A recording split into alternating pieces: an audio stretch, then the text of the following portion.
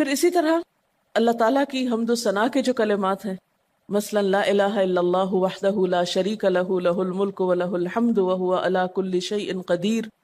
عرفات کی حدیث میں آتا ہے کہ آپ نے فرمایا کہ عرفات میں میری دعا اور مجھ سے پہلے انبیاء کی دعا یہ کلمہ ہے، یہ لا الہ الا اللہ۔ اب اگر دیکھا جائے تو اس میں تو کوئی دعا کی بات نہیں، یہ تو صرف اللہ کا ذکر ہے۔ تو یہ بھی مانگنے کا ایک طریقہ ہے، ہم مانگے کچھ نہیں، بس صرف ذکر کرتے رہیں اس کا بیٹھ کے۔ اسی طرح آپ دیکھتے ہیں کہ طواف کے دوران آپ کیا پڑھتے تھے؟ سبحان اللہ والحمد للہ ولا الہ الا اللہ واللہ اکبر۔ اب یہ دعا تو نہیں، یہ تو ذکر ہے اللہ کا۔ تو اللہ تعالیٰ کا ذکر کرنا، اس کی کتاب کی تلاوت کرنا، اس کو پڑھنا، علم حاصل کرنا، یہ ایسے اعمال ہیں کہ جن میں مشغول ہو کر انسان کے لیے کائنات کی ہر چیز دعائیں کرنے لگتی۔ طالب علم کے لیے بہت سی مخلوق دعائیں کرتی۔ آپ مشغول ہو گئے کسی اور کام میں، خدمت خلق میں یا علم حاصل کرنے میں، اور اللہ تعالیٰ کی مخلوق شروع ہو گئی آپ کے لیے دعائیں کرنا۔ عرش والے فرشتے آپ کے لیے دعائیں کرنے لگتے ہیں اگر آپ ایمان لا کر اچھے کام شروع کر دیں۔ تو اللہ سے مانگنے کے مختلف انداز ہیں، ڈائریکٹ مانگنا بھی اور مختلف عبادات کرنا بھی۔ اسی طرح وَاسْتَعِینُوا بِالصَّبْرِ وَالصَّلَاةِ، مدد مانگو صبر اور نماز سے۔ ٹھیک ہے، نماز میں انسان بہت سی دعائیں پڑھتا ہے، لیکن اگر مشکل وقت میں انسان صبر کے ساتھ نفل پڑھ کے اللہ تعالیٰ کا ذکر کرے اور اس کو سمجھ نہ بھی آئے کہ کیا دعا مانگو، کیونکہ بعض پریشانیاں ایسی ہوتی کہ انسان منہ سے کچھ نکال بھی نہیں سکتا، تو یہ نماز بھی کافی ہو جائے گی۔ وَقَالَ رَبُّكُمُ ادْعُونِي، اور تمہارا رب کہتا ہے مجھے پکارو۔ اور پکارنے کے کئی انداز ہیں، دل ہی دل میں پکارنا بھی آتا ہے، چپ کے پکارنا بھی آتا ہے، اونچی آواز سے پکارنا بھی آتا ہے، اکیلے پکارنا بھی آتا ہے، سب کے ساتھ مل کے دعا کرنا بھی آتا ہے۔ کوئی دعا مانگ رہا ہو تو آمین کہنے سے بھی بات بن جاتی۔ مجھے یاد ہے کہ ایک دفعہ میں عمرے پر گئی اور طواف کے بعد جہاں میں نفل پڑھ رہی تھی، تو نفل کے بعد میں نے سوچا کہ میں اپنی دعا کرتی ہوں۔ اتنے میں ایک شخص عربی میں کوئی دعا مانگ رہا تھا، اتنی خوبصورت دعا تھی کہ میں نے ایسی دعا کسی سے نہیں کبھی سنی، اور میں نے صرف آمین کہنا شروع کر دیا۔ میں نے کہا یا اللہ، میری تو نہ زبان میں اتنی بلاغت و فصاحت ہے، نہ مجھے اتنی باتیں آتی ہیں، مجھے تو مانگنا بھی نہیں آتا، تو جو کچھ یہ مانگ رہا ہے مجھے بھی یہی دے دے۔ میں نے صرف آمین آمین آمین کہنا شروع کر دیا۔ یہ کتنا بڑا اس کا احسان ہے کہ ہم آمین کہہ کے بھی شامل ہو جاتے ہیں دوسروں کی دعاؤں میں۔ تو اسی لیے دعا کو عبادت کا نچوڑ کہا گیا، کریم، خلاصہ، ساری عبادت کا اوپر کا حصہ۔ اور ویسے بھی اگر دیکھا جائے تو ہر نماز میں بہت سی دعائیں ہیں، ہر موقع کی اللہ کے رسول صلی اللہ علیہ وسلم نے مختلف طرح کی ہمیں دعائیں سکھائی ہیں۔ سویرے جو آنکھ کھلتی ہے، سویرے کے اگر آدھی رات کو بھی کھلتی ہے، اس کی بھی دعا ہے۔ اس وقت سے لے کر کوئی کام ایسا نہیں، دین کا یا دنیا کا، اچھا یا برا، جس کے لیے کوئی نہ کوئی دعا نہ موجود ہو۔ یعنی اتنا خوبصورت عمل ہے دعا مانگنا کہ جس کے لیے کسی خاص چیز کی قید بھی نہیں کہ کہیں بند کے بیٹھو تو ہی مانگو، کہیں پہنچو تو مانگو، نہیں، کہیں بھی مانگو، دن کو مانگو یا رات کو مانگو، کھڑے ہو کے مانگو یا بیٹھ کے مانگو، چلتے پھرتے مانگو یا چپ کے مانگو، منہ سے بولو بھی نہیں اور دل ہی دل میں مانگو تو بھی وہ سن لیتا ہے۔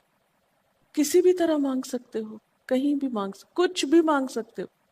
اس لیے وَقَالَ رَبُّكُمُ ادْعُونِي أَسْتَجِبْ لَكُمْ، تمہارا رب کہتا ہے مجھ سے مانگو، میں تمہاری دعا قبول کروں گا۔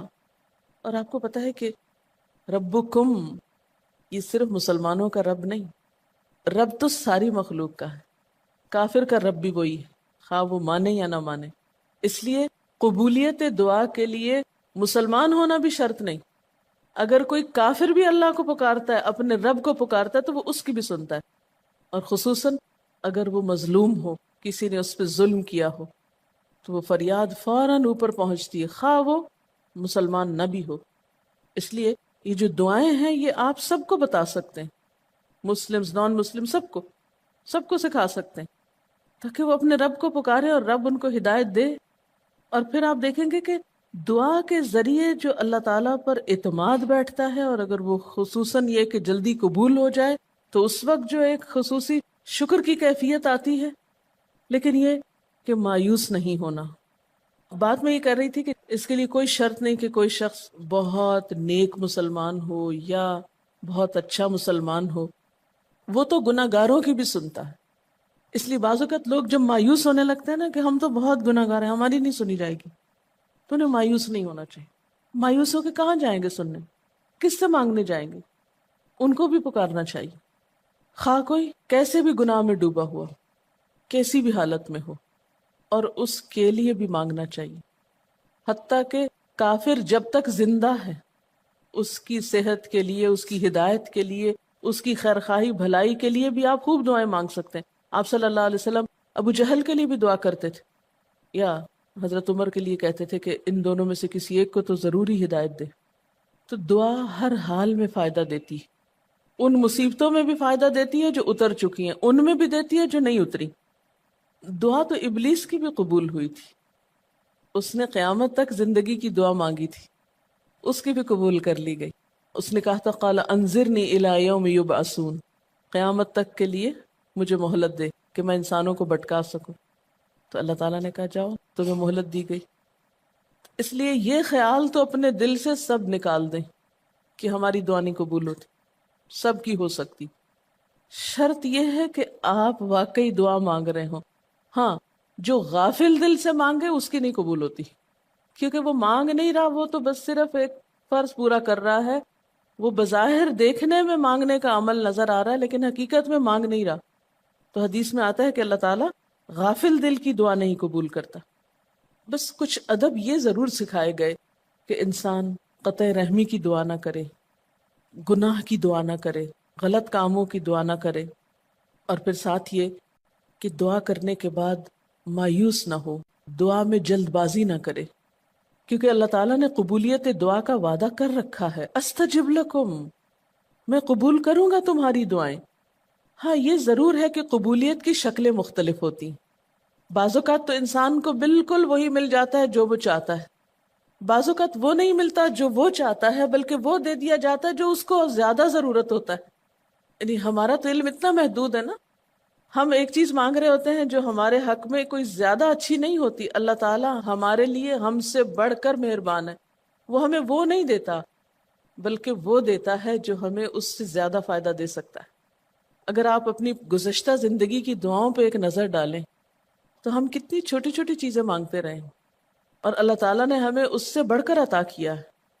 ہم سب کو جو اللہ تعالیٰ نے دین کی سمجھ دی یا دین کو سیکھنے کا شوق دیا، ضروری نہیں کہ ہم سب نے یہ مانگا ہی ہو کہ اللہ تو ہمیں موقع دینا اپنے دین کو سیکھنے کے لیے، سکھانے کے لیے، لیکن یہ ضرور ہو سکتا ہے کہ ہم زندگی میں کچھ اور مانگتے رہے اور ہمیں وہ نہیں ملا، یہ نعمت مل گئی اور وہ ہمارے حق میں زیادہ بہتر ہو گئی، اور یہ ہو سکتا تھا کہ ہمیں وہ چیز مل جاتی، اور آج ہم اس چھوٹی سی چیز کو لے کر اس کا شوق بھی پورا کر چکے ہوتے ہیں، اس کی ساری اٹریکشن ختم ہو چکی ہوتی، کیونکہ دنیا کی کوئی چیز ایسی نہیں جس کی اٹریکشن ختم نہ ہو جائے یا جس کی ویلیو گھٹ نہ جائے، جو پرانی نہ ہو جائے۔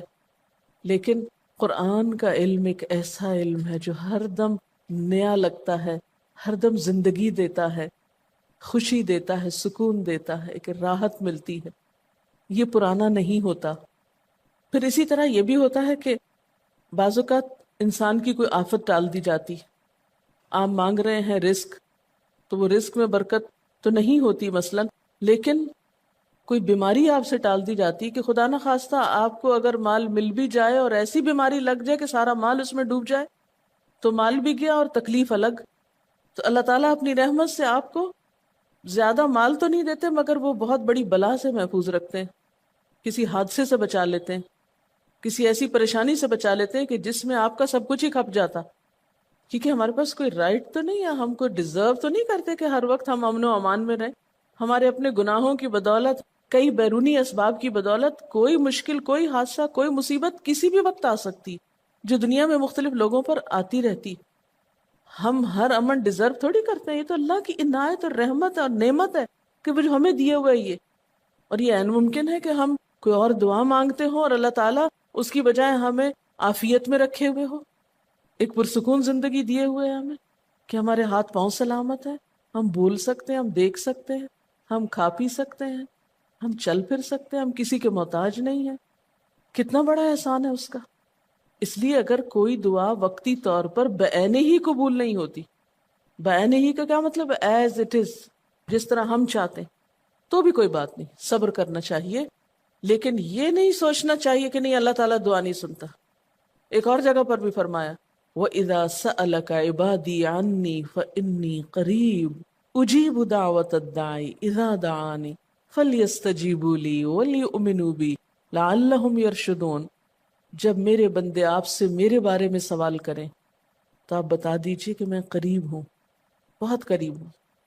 اجیب دعوت الداعی، میں پکارنے والے کی پکار کا جواب دیتا ہوں. استجب لکم، قبول کرتا ہوں. یہ ایسے دل کے بہلانے کے لیے نہیں کہا گیا، یہ حقیقت ہے، یہ سچ ہے.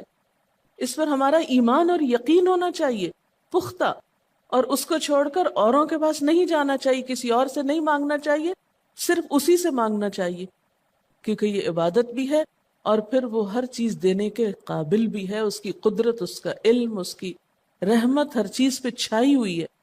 اس لیے اس سے مانگتے چلے جاؤ، اور پھر کبھی ایک انداز سے، کبھی دوسرے انداز سے، کبھی تیسرے انداز سے، لیکن اس سے ہمیشہ اچھی امید رکھو. لا تقنطوا من رحمت اللہ. لیکن اس کے ساتھ ساتھ ہمیں کچھ فارمل آداب بھی سکھائے گئے ہیں. ایٹ ٹائمز ان کا بھی لحاظ رکھنا چاہیے. یعنی ہر وقت دعا مانگنے کے لیے فارمل انداز اختیار کرنے کی ضرورت نہیں ہے. مثلا صبح شام کے اذکار ہیں، چلتے پھرتے آپ پڑھ سکتے ہیں. اب مثلا باتھ روم میں داخل ہونے کی دعا ہے تو اب آپ پہلے سے تسبیح اور درود شریف تو نہیں اس کے پڑھیں گے، یا نکل کے وہ ساری فارمیلٹیز تو نہیں پوری کریں گے جو دعا کے اول آخر کی جاتی ہیں عموماً جو فارمل دعا مانگی جاتی. تو ایٹ ٹائمز آپ بس ڈائریکٹ دعا مانگ لیں، ایٹ ٹائمز آپ پوری فارمیلٹیز کے ساتھ مانگ لیں. اور اس میں آپ دیکھیے کہ فارمل دعا مانگنے کا طریقہ کیا ہے کہ اللہ تعالیٰ کی حمد و ثنا سے شروع کیا جائے، نبی صلی اللہ علیہ وسلم پر درود بھیجا جائے. پھر اسی طرح یہ ہے کہ دعا میں عاجزی ہونی چاہیے، مانگنے کا انداز غالب ہونا چاہیے. شعر کے انداز میں چیخ چلا کے دعا نہیں مانگنی چاہیے، یا تقریر کے انداز میں دعا نہیں مانگنی چاہیے. امید اور خوف کے درمیان اعتدال کے ساتھ. پھر اسی طرح یہ کہ دعا میں مبالغہ آرائی نہیں کرنی چاہیے. پھر اسی طرح کچھ چیزیں ایسی ہیں کہ جن کا اگر اہتمام کبھی ہو سکے، کبھی کبھار تو بہت اچھا ہے، اور خصوصی جو قبولیت کے اوقات ہیں ان کا لحاظ رکھتے ہوئے ان مواقع سے فائدہ اٹھانا چاہیے. مثلا رات کے تیسرے حصے میں، یعنی سحر کے وقت. پھر اسی طرح اذان اور اقامت کے درمیان، صف میں کھڑے ہو کر، صدقہ کرنے کے بعد، کوئی بھی نیکی کا کام کرنے کے بعد، عصر کی آخری گھڑی میں، جمعے کے دن ایک خاص گھڑی میں، سجدے میں دعا، رات کو آنکھ کھل جانے پہ دعا، امر بالمعروف اور نہی عن المنکر کے بعد دعا، تلاوت قرآن کے بعد دعا، عرفہ کے دن کی دعا، رمضان کے مہینے میں خصوصاً روزہ افطار کرتے وقت دعا، پھر عادل امام کی دعا، مسافر کی دعا، بارش کے وقت کی جانے والی دعا. یہ خاص قبولیت کے اوقات اور اسباب ہیں. پھر اتحیات اور درود شریف کے بعد کی جو دعا ہے جو ہم بیٹھ کے نماز کے آخر میں پڑھتے ہیں، یہ بھی صرف رب جعلنی تک ہی نہیں بلکہ اس سے زیادہ دعائیں بھی ہیں. پھر اسی طرح جب اللہ تعالیٰ پر بہت پیار آ رہا ہو، بہت دل اس کی طرف متوجہ ہو، کیونکہ اللہ تعالیٰ غافل دل کی دعا نہیں سنتے، تو جب دل بہت متوجہ ہو تو فوراً دعا کے بھی فائدہ اٹھا لیں. اسی طرح اضطراری کیفیت میں، بہت بے چینی کے وقت، جب کچھ سمجھ میں نہ آ رہا ہو، بیماری کے وقت، پھر اسی طرح سفر کے وقت، پھر اولاد کی دعا ماں باپ کے لیے، ماں باپ کی دعا اولاد کے لیے، استاد کی دعا شاگردوں کے لیے، شاگردوں کی دعا استاد کے لیے. اور جب دعا مانگے تو انداز کیا ربنا اغفر لی ولوالدی وللمؤمنین، اپنی ذات سے شروع کر کے والدین یا قریبی لوگوں کے بعد پھر سب کے لیے عام دعا. پھر اسی طرح وضو کے بعد کی دعا، کعبہ کو دیکھتے وقت جب پہلی نظر سے دیکھیں، پھر حتیم کے اندر، پھر سعی اور طواف کرتے وقت دعائیں پڑھنا، پھر مزدلفہ میں. لیکن یاد رکھیے کہ ان قبولیت کے خاص مواقع اور مقامات کے علاوہ دعا تو کسی بھی وقت کی جا سکتی اور کوئی بھی گھڑی قبولیت کی گھڑی ہو سکتی. اس لیے ہمیشہ دعا مانگتے وقت یہ یقین رکھیں کہ اللہ تعالیٰ قبول کرے گا. مایوسی کے ساتھ دعا نہ ہو، کیونکہ جتنی ہماری دعا کے اندر یقین کی کیفیت ہوگی اتنا ہی انشاءاللہ قبولیت کے چانسز زیادہ ہوں گے. یعنی عزم کے ساتھ دعا مانگنی چاہیے. یہ نہیں کہنا چاہیے یا اللہ تو چاہے تو قبول کر، نہیں چاہتا تو نہ کر. یہ نہیں کہنا چاہیے کبھی بھی. نہیں، یا اللہ تو کر سکتا ہے تو قبول فرما.